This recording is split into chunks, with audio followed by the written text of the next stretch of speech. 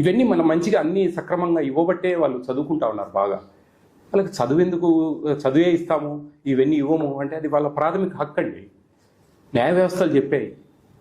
ఎవరో ఏ ప్రభుత్వమో వాళ్ళకే వాళ్ళు డిసైడ్ చేసుకునేది కాదు. 2003 సంవత్సరం నుంచి ప్రతి ఒక్క పిల్లవాడికి మధ్యాహ్న భోజనం ఇవ్వాలని, గత సంవత్సరం నుంచి ఇంటర్మీడియట్కి ఇస్తా ఉంది ఏపీ స్టేట్లో మిడ్ డే మీల్స్. ఇంకా ఆ విధంగా మనం సపోర్ట్ చేయాలి వాళ్ళకు.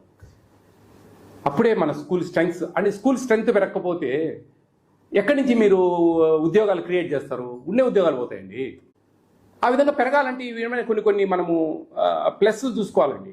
బట్టలు ఇవ్వడము, షూస్ ఇవ్వడము, మంచిగా వాళ్ళకి మంచి భోజనాలు ఇవ్వడము, బుక్స్ ఇవ్వడము, ఇలాంటివన్నీ కూడా కొన్ని చేయగలిగితే వాళ్ళని మనం రాబట్టుకుంటాం పిల్లల్ని. అరే మాకు వాళ్ళకు ధైర్యం ఉంటుంది, ఒక భరోసా ఉంటుంది, మంచి చదువులు వస్తే మంచి భోజనాలు పెడుతున్నారు, అన్నీ మాకు ఉచితంగా ఇస్తూ ఉన్నారు కదా అనే ఉద్దేశం. అట్లా ప్రభుత్వం దగ్గర డబ్బులు లేవని ప్రభుత్వాన్ని అవమానకరంగా, పేద పిల్లలకు పెట్టే భోజనాల మీద మనం కొన్ని అవమానకరంగా మాట్లాడడం అనేది మీ విజ్ఞత అండి.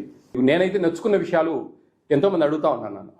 నా మనస్సులోని మాటలు నేను చెప్పగలిగాను. ఏంటి what is mid day meals అనేది తెలుసుకుంటారని. థ్యాంక్ యూ అన్నాడు.